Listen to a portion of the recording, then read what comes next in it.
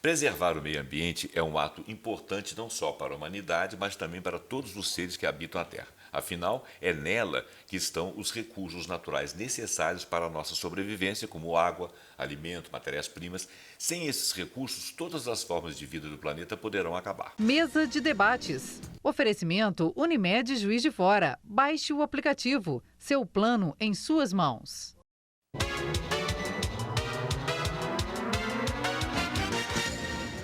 Está no ar mais uma edição da Mesa de Debates aqui na TV de Juiz de Fora. Eu sou José Roberto Abramo e nós estamos aqui todos contando com a sua companhia. Gente, nós hoje vamos falar de meio ambiente, né? Tá todo mundo falando de meio ambiente. Então nós trouxemos aqui o Gustavo. Ele tem um currículo quilométrico, mas eu vou dizer que o Gustavo Mesquita, ele é apenas engenheiro ambiental e sanitarista. É o suficiente para ele dar uma boa embasada para nós aqui nesse assunto. Esse assunto é importante não é só para o cidadão, não. É importante também para alunos, né, que vão fazer provas de Enem. E aqui do meu lado está o Cristiano, que afirmou que entende muito de meio ambiente, né, mas para viver no meio ambiente. Eu vim aqui representar os leigos, né? Representando. Toda a curiosidade está aqui comigo, o telespectador. Claro, bacana. Você vai fazer aquelas perguntas que o telespectador naturalmente faria, assim né? Espero. Assim Eu também me considero leigo, apesar de gostar. É expert no assunto. Quem sou eu? Apesar de gostar, estudioso já. Ler, né? Abramo é. Leitor eu sou, estudioso não. Estudioso aqui é você. O Abramo é enciclopédico. Para quem não sabe, enciclopédia era uma coisa que existia antes do Google, né? Então, o Abramo eu sou antigo. Enciclopédico, né? Tá bom. Não, eu que sou, né? Que eu lembrei do assunto enciclopédia, né? Vamos lá. Mas vamos lá. Gustavo, então, a primeira coisa que eu quero falar para você é o seguinte. Fala para o nosso público a importância do meio ambiente. Quer dizer, é claro que todo mundo sabe, mas a importância, assim, pelo olhar mais técnico, né? Pelo olhar mais responsável.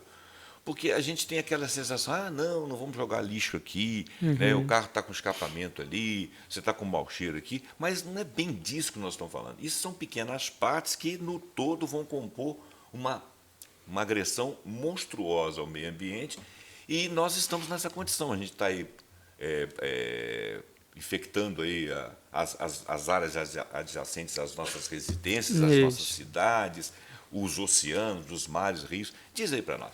Bom, primeiramente agradecer o convite mais uma vez aí, tá nos debates, né? Agora com esse novo modelo, novo apresentador. Novo modelo.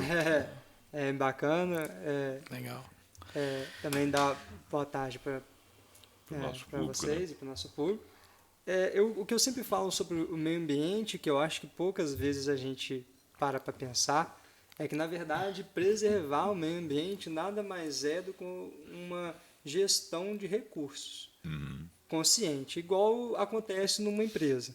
Uma empresa, se você não gerenciar os seus recursos, você não vai ter longevidade na sua empresa. E isso que nada mais é preservar o meio ambiente, é gerir recursos para que a gente consiga, nós e as futuras gerações, né, que ainda estão aí por vir, consigam ter recursos suficientes para conseguir desenvolver, né, através do crescimento populacional também, desenvolver não só o crescimento, mas o desenvolvimento sustentável, que na verdade é você ter recursos para conseguir ter uma qualidade de vida e um crescimento econômico no passar dos anos. Então, quando a gente fala de preservar o meio ambiente, nada mais é do que gerir recursos, né? É uma questão realmente, se você olhar a fundo, é uma questão de gestão. Porque impacto sempre vai ter, né? Nossas atividades, elas, o impacto ambiental delas é inerente às atividades humanas. Então, eu acho que o que resta para nós é tentar minimizar e gerir esses recursos que estão disponíveis para a gente transformar a matéria-prima nos produtos e serviços que a gente utiliza. E fazer, né, as regiões crescer.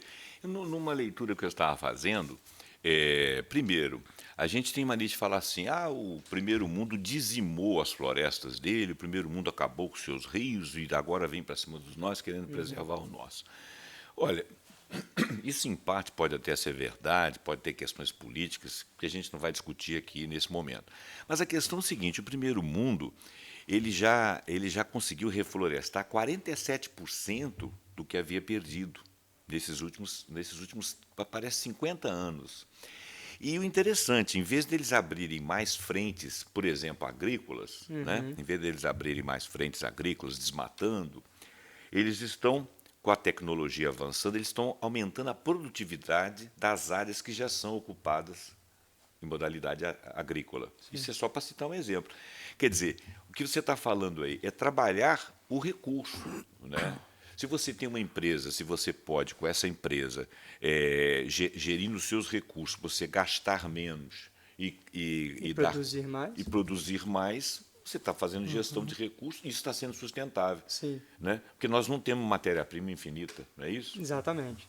É interessante essa questão. Realmente, na minha opinião, eu concordo em partes com isso também, até porque a visão de mundo que eles tinham e que a gente tem hoje em dia são visões completamente diferentes. Sim.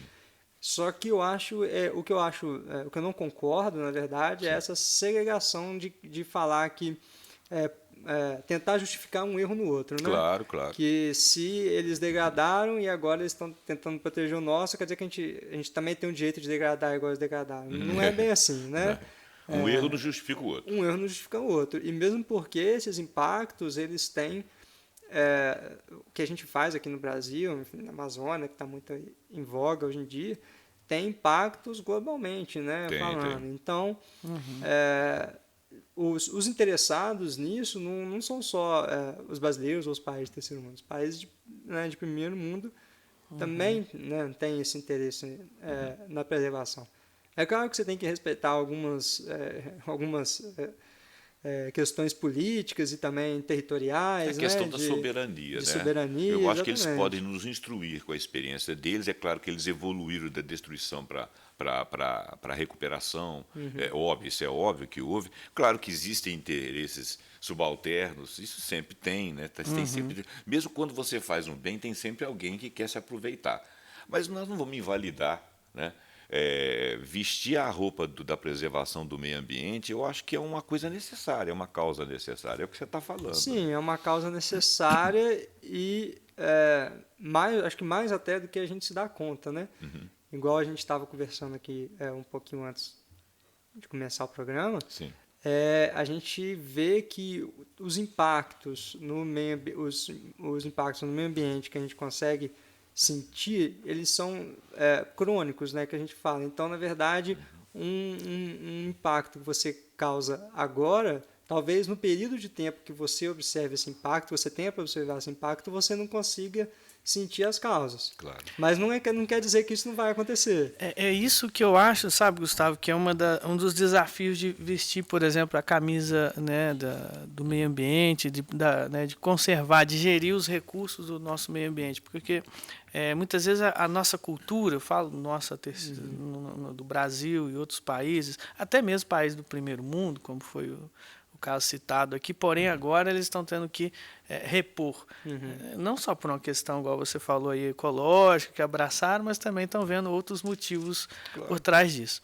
Então, assim, um dos desafios é isso, essa visão a longo prazo. A curto prazo, Gustavo, o que você percebe assim, que a gente já pode sentir por essa má gestão dos recursos do meio ambiente, assim, a curto prazo? Existe? Existe e está aí de diversas maneiras, né? Você consegue perceber queda na produção agrícola, igual a gente está falando aqui, porque realmente aqui no Brasil são pouquíssimos investimentos na questão de tecnologias para melhorar a produtividade. Você consegue sentir, há pouco tempo atrás, teve aquela seca, né? Que São Paulo depois disso, começou até mais a investir no reuso do efluente tratado para fins menos nobres, né? Em alguns países já se fala até de consumir essa água, né? Utilizar essa água para reutilização, né? Reutilização mesmo dessa água. Então, um impacto que a gente sentiu aí a curto prazo, ou que foi um impacto, na verdade, a longo prazo que a gente só sentiu agora, né? Isso. Isso é uma outra coisa que a gente tem que ponderar também, né? Agora, a questão do desmatamento. Subiu, né? A energia subiu. Em função impacto disso. de curto prazo. Quando você retira a vegetação, que você expõe o solo, as chuvas, enfim, não demora para você ver que o solo perde nutriente para sua planta, que abre, tem aquelas formações, né, das ravinas, das vossorocas, que você começa a perder produtividade desse solo. Então, isso tudo acaba, direta ou indiretamente, afetando a economia. Claro. E eu acho que é aí quando você começa a ter noção de... Quando pega no bolso, né? Quando você vê que realmente é uma gestão de recurso, porque lei da demanda e oferta. Então, diminuiu, igual a gente está falando da energia aqui, diminuiu a disponibilidade hídrica, o Brasil que ainda é altamente dependente da matriz hidrelétrica, né, a energia subiu. Então, é realmente uma questão de gestão. Né? E tem aquela questão também que tem uma história que contam, até vou te pedir para você avaliar isso que eu estou falando, porque eu conto essa história muitas vezes, às vezes você está falando uma besteira e não sabe, né? Mas os japoneses, eles são conhecidos como um povo que sabem chegar no território e sabe o que vão fazer naquele terreno. Até porque a sociedade japonesa nasceu e se criou em terra vulcânica. Então, se eles não aprendessem a ter uma competência para mexer com a terra, eles nunca iam produzir nada. E eles vivem numa ilha. Então, você vê, o israelense lá numa terra árida conseguiu lá criar os kibbutz e conseguiu uma produção, né, sustentável, o japonês a mesma coisa. Então, um japonês chegou aqui no Brasil e tinha uma terra contígua dele que foi comprada e falaram com o japonês, aquele cara, ele está querendo falar com você, ele foi lá falar com o cara disse o seguinte, eu quero que você tire essas cobras daqui, me disseram que você entende muito dessas coisas. Ele falou que tirar cobra, como? Não, porque a minha mulher está reclamando, minha filha está reclamando, todo mundo tem medo de cobra, aqui tem muita cobra. Ele falou, eu posso tirar as cobras, mas eu vou acabar com a sua vegetação. Ele olhou para a cara do japonês e falou assim, esse cara tem o olho apertado, já não é à toa, né? Não acreditou. E ele falou, eu não vou fazer isso. Mas alguém fez. Alguém que ele contratou foi lá e acabou com as cobras. E em pouco espaço de tempo ele perdeu, de fato, a vegetação. Eu estou dando um exemplo, tentando dar um exemplo, se eu estiver errado, você me fala, de quando você faz intervenções erradas sem estudo, né? Sem se aprofundar, saber o que acontece ao longo do tempo. Né? Você se livra de um problema, você quebra um ciclo. Né? E esse ciclo você pode estar quebrando dentro da sua casa. Com certeza. Isso daí, a gente vê que que é muito, né, falado aí, a questão do desequilíbrio ecológico e tal, introdução de espécies exóticas em ambientes que antes ela não era, ela não encontra um predador natural e ela começa a causar esse desequilíbrio, né? Isso daí já é uma coisa assim, entre os cientistas, também os profissionais da área, uma coisa bem entendida, né? Que, na verdade, nada é feito à toa, assim, não é feito tudo... a natureza é muito inteligente. É muito inteligente. E isso também demora as pessoas, de um modo geral, a perceberem valor nessa parte do meio ambiente. Por que tem essas pesquisas? Por que tem esses estudos? Por que fazer? Questão de reflorestamento também. Por que eu vou contratar um projeto de reflorestamento se eu simplesmente comprar um monte de muda e sair plantando aleatoriamente? E não é bem assim, né? Então, a gente vê que realmente a nossa intenção é tentar minimizar ao máximo os impactos que vão ter, que também não tem jeito de você...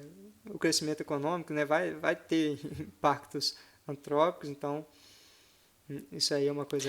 Então, é uma questão de conhecimento, né, Gustavo? É aí que entra um especialista igual a você, né, para, de repente, trabalhar uma consultoria ou até uma assessoria para, por exemplo, empresas mais conscientes, mais ecológicas, não é isso? Isso. A gente já começa a ver... eu sou uma pessoa muito otimista, mas isso eu acho que a gente está passando mesmo.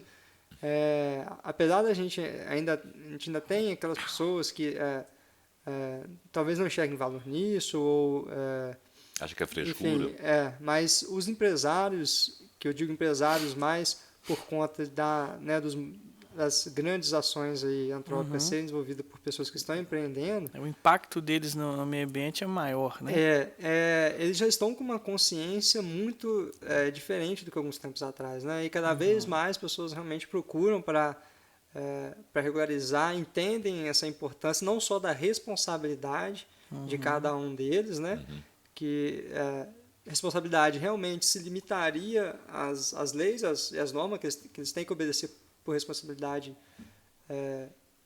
civil, né? Civil, né? Mas aquela responsabilidade Mas social também, né? Também. E também entendem que isso pode, como é uma gestão de recurso, pode trazer um ganho financeiro para o próprio empreendimento.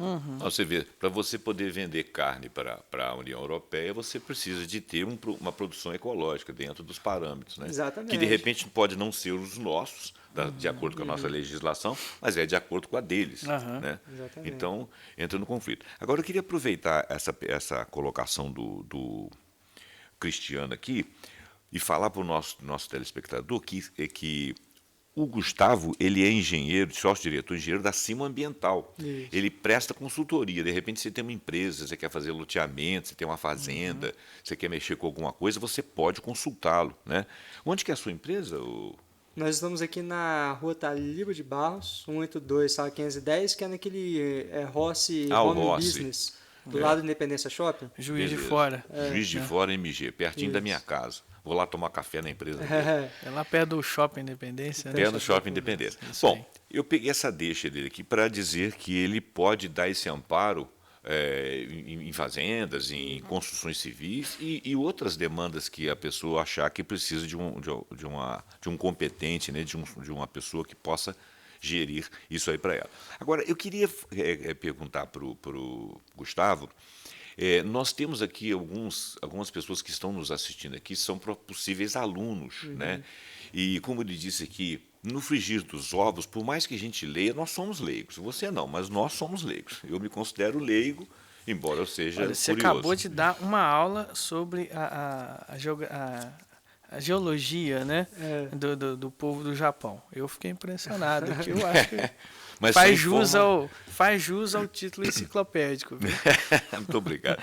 Mas olha só, mas de qualquer forma a gente é leigo, né?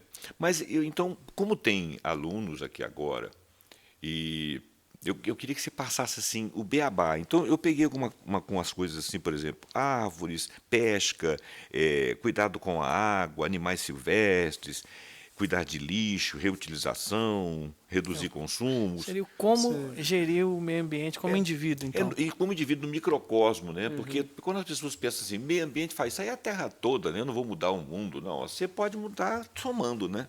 Formiguinha, né? Com certeza. Não, questões práticas, assim, né? Aqueles três... o que a gente sempre conversa, até eu vejo isso em outras áreas, né? Porque alguém foi e definiu aqueles 3 R's primeiros, né? O reutilizar, reciclar, reduzir. Certo. Depois, hoje em dia, nem sei mais quantos R's tem. A gente já tem vários R's, mas acaba que aquilo tudo realmente se resume ao básico. Porque o básico, ele realmente vem disso porque ele dá a base para todas as outras, né? Certo. Então, realmente, reutilizar materiais, que você pode ter outros fins, reduzir o consumo. A gente sabe, apesar da gente estar nessa sociedade capitalista, que realmente o consumo é um desejo, né? Eu também, outra coisa que eu começo a perceber que essas novas gerações, elas estão já com uma mentalidade um pouco menos consumista, elas têm aqueles negócios do faça você mesmo, né? Então, às vezes, elas mesmas fazem. Outro dia passou uma reportagem aí como é que está aumentando o mercado de itens de segunda mão. De segunda mão. Né, que, na verdade, podem estar em perfeitas condições. E tem umas meninas... Legal, Desculpa te cortar. Tem umas meninas, por exemplo, que fazem uns vídeos assim, como é que você pega uma roupa velha e compõe com uma outra e faz um outro look. Eu achei sensacional. Outro dia fiquei elogiando lá, incentivando, né? Então só para eu... porque aí, então, é a minha leiguíssima. Você falou que os 3 R's estão... E eu só balancei a cabeça para não passar vergonha. Não sei os 3 R's. Primeiro... reduzir, reutilizar e reciclar. O que seria reduzir? Reduzir, na verdade, o consumo na origem, né? Energia elétrica, por exemplo. Você reduzir sacola plástica. Consumo de combustível. Né? Você pode ir a pé, pode ir de bicicleta. Reutilizar seria, por exemplo, o que o Abramo falou. Reutilizar agora. você pode fazer uma reutilização que não precisa de uma reciclagem, não precisa fazer uma transformação, não precisa de um processo para transformar aquilo em outro produto. A reciclagem seria uma transformação. A reciclagem é a transformação. Legal. Quando você pega aí um material, né, você passa por algum produto físico ou químico nele, e você transforma ele em um outro produto também para Entendi. o uso. Show de Aí bola. essa é basicamente a É o caso definição, que eles né? fizeram, por exemplo, estradas com base no pneu. No base do pneu. Com base no Aí pneu. já é reciclagem do pneu. Isso seria reciclagem. Agora, existe um problema aí que eu me debato com isso, é o seguinte. É igual aquela história, quem chegou primeiro, o ovo ou a galinha, né, e tal. O universo foi criado pelo Big Bang, é uma hipótese, né? Mas o que criou o Big Bang? Eu acho que, respondendo a sua pergunta, eu tenho um palpite que foi o galo, mas tudo bem. Fica, Então ele veio fica antes de só a tudo, né? opinião. O galo vem antes de tudo, cara. Inclusive antes do Eu Big acho que Bang. ele vem Antes antes do do Big sol, cara. Antes do sol nascer, ele canta, cara. É Tô verdade, brincando. ele vem antes do Vamos sol. continuar. Não, bacana. Mas então, olha só, o pneu, por exemplo, quando você coloca o pneu no chão, realmente você está dando um final para ele, porque eles estavam queimando o pneu e fazendo uma poluição atmosférica imensa. Então o pneu, ou ele vai para o lixo, e no lixo ele não é degradado, então ele vira estrada. Mas na estrada, ela vai ter um dia que ser recapeada, né? E ele também não vai degradar ali, ele vai acabar virando um lixo ali, porque o leito da estrada ele também fenece, né? Sim. Então, a partir disso, o que ocorre? Ele não degrada também. Então, o ideal seria a gente conseguir não produzir o pneu, né? O ideal seria a não produção. Não produção do pneu. O ideal seria você não produzir o material plástico. Então, para isso, você precisa de pesquisa. Então, eu acho que nós temos que ter mentalidade para incentivar nossos governantes a que os valores dos erários públicos eles sejam destinados à pesquisa, porque a pesquisa ela não só liberta a gente do consumo exagerado, né, desses itens que não são biodegradáveis, como libera o clima também. Se amanhã você conseguir uma coisa que seja razoável para entrar no lugar da gasolina, pronto, já ficamos livres com 60% da questão do combustível. Isso. Agora, sim, é claro que existem várias questões de interesses políticos e mercadológicos, mas eu entendo que havendo uma alternativa economicamente viável e mais sustentável, as pessoas vão optar por ela. Eles vão, Sim. né, vai ter essa opção. E não tem jeito não tem outro caminho a não ser investir em pesquisa e tecnologia, né? Pesquisa e tecnologia, que é o que desenvolvimento. o pessoal está fazendo, né? Isso. Que é o que, né, desenvolver aí produtos sustentáveis, mas que também sejam economicamente viáveis. Que Claro, claro. É uma crítica que às vezes eu faço, que muitas pessoas lançam produtos ditos sustentáveis, né? Mas esquece que lá no primeiro período da faculdade a gente aprende que a sustentabilidade está baseada no tripé econômico, ambiental e social. Claro. Então, quando você lança um item que é sustentável, só que ele não é economicamente viável para a população em geral ter acesso, será que ele realmente é sustentável?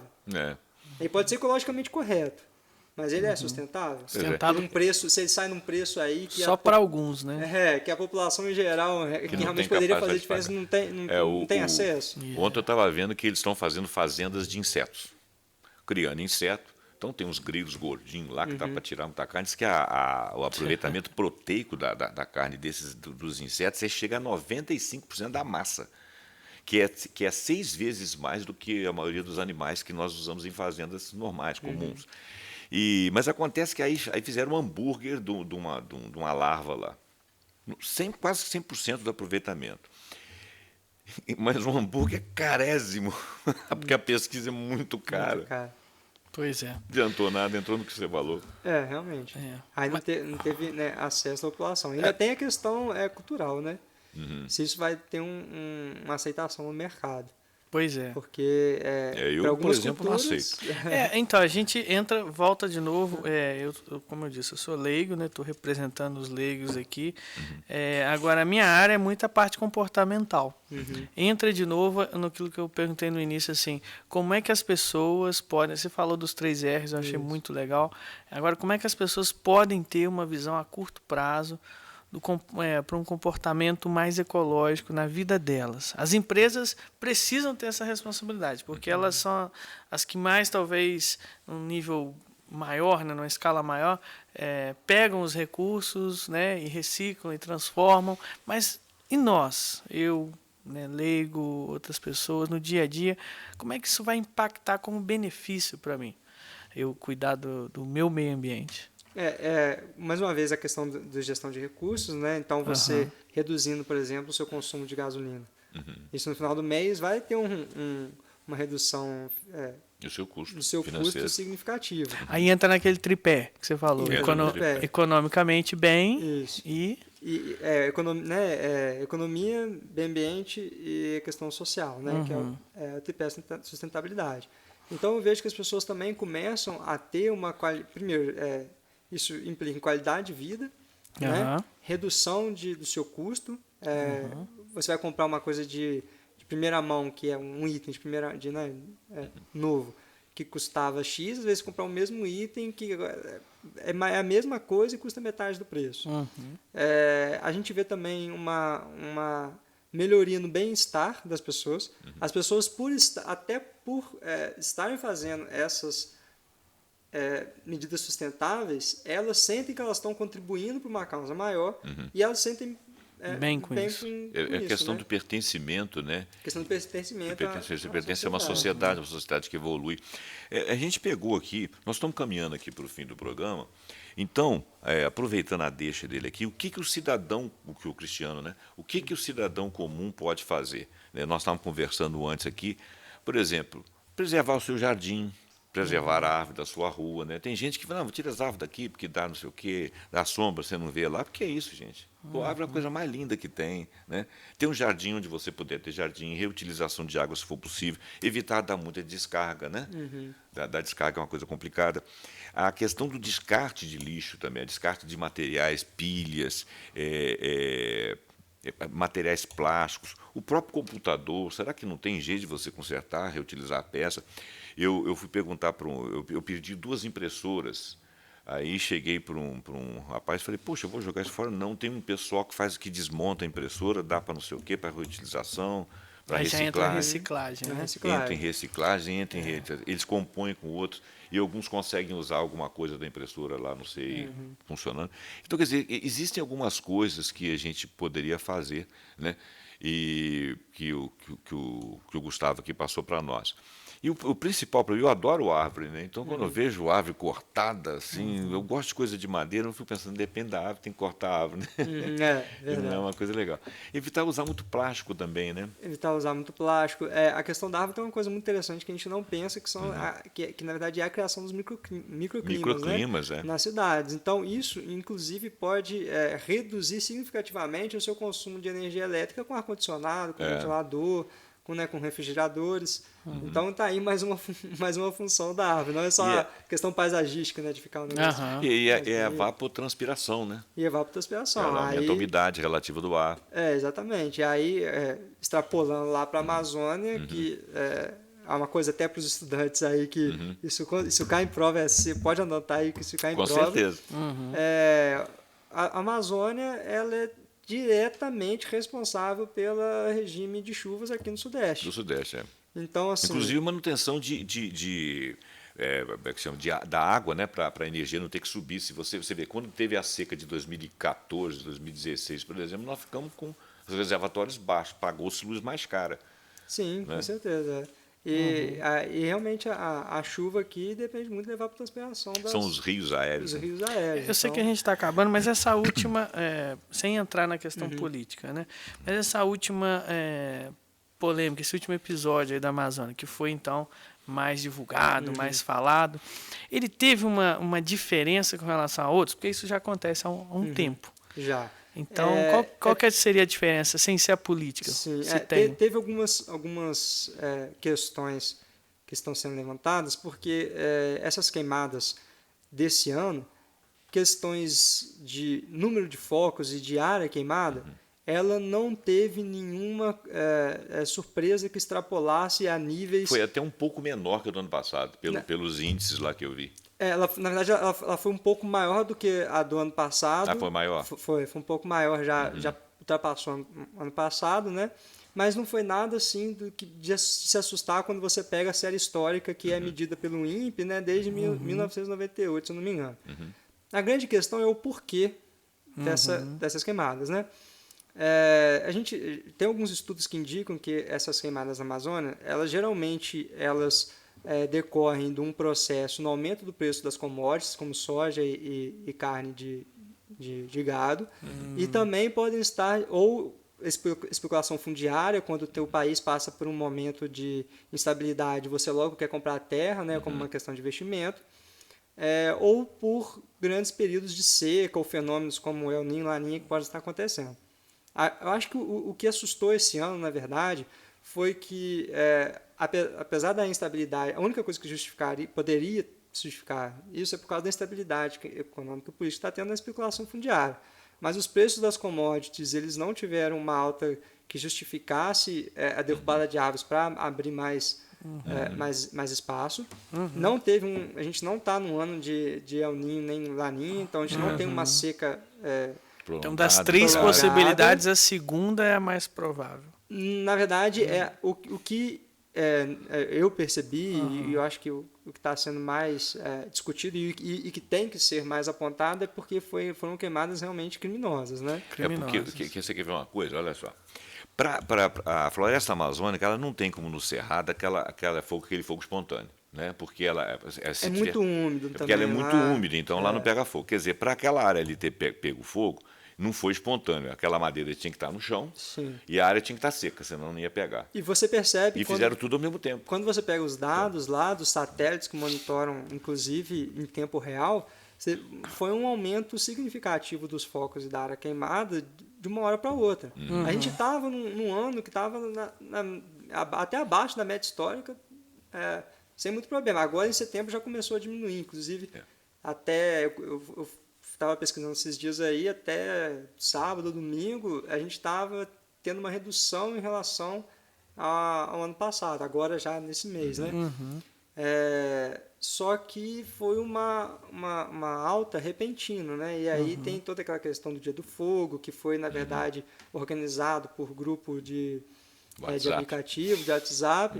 Então, realmente, para mim, na minha visão como profissional da área, aquilo lá se configura mais como talvez crime organizado, porque foi organizado em formação de quadrilha com 70 pessoas para cometer um crime ambiental, que isso está descrito na lei de crimes ambientais como crime ambiental, então a pessoa vai responder criminalmente, ou então deve responder criminalmente por isso, do que uma questão mercadológica ou climática. Então não foi nem a segunda política. opção, né? Não foi nem aquela opção tipo assim de aumentar a questão, como é que fala, do território e tudo. Aí não tiveram ainda pesquisas nem que possam sugerir se esse ano especificamente foi por questão de instabilidade política e as pessoas quiseram desmatar para vender terra já desmatada. Instabilidade política se você tivesse uma guerra no território. Nós não temos guerra em território. Eu acho que isso aí está descartado. E outra foi coisa a quarta também, possibilidade, sem ser as 3 que você falou, e uma outra quarta. coisa, teve uma pode demanda. ser a mais provável. A mais provável. Quarta. Teve uma demanda, criou-se logo uma demanda política que os países começaram a falar, de cortar fundos de financiamento. Então, eu acho que essa organização ela permeia outros frontes que nós, nesse momento histórico, não vamos conseguir saber. Claro, Com certeza. Mas, gente, eu vou caminhar para o fim do nosso programa e percebo aqui que, como leigo, o Cristiano é extremamente interessado, fico feliz de perceber isso aí, eu também sou muito interessado no assunto. O Gustavo já é nosso visitante aqui, já veio aqui outras vezes. É sempre um prazer ter o Gustavo aqui, ele é um entrevistado calmo, que passa todo o conhecimento assim, sem esconder nada. Né? E conhecimento tem que ser compartilhado, né? Tem que ser compartilhado. Sabe. Gosto e a gente disso, tem um imenso prazer. Eu agradeço tanto ao Cristiano aqui pela participação, pela curiosidade, pela ajuda. Agradeço ao Gustavo estar aqui. Ele vai voltar outras vezes aí. Se Deus quiser, nascemos no ano, quem sabe daqui a um mês a gente já tem alguma posição, né? Ele volta aqui para falar de algumas coisas que a gente já sabe, ainda está antes da prova do Enem, para quem vai fazer Enem aí, de repente vai precisar desse conhecimento. Tá bom? Eu agradeço, então, aos dois por estarem aqui e agradeço você também que nos acompanhou até aqui. Quero pedir para que você curta, compartilhe esse vídeo, se inscreva no nosso canal, tem um sininho ali que você toca, você vai ser sempre avisado de todos os vídeos que acontecer. E esteja sempre aqui conosco até o próximo vídeo.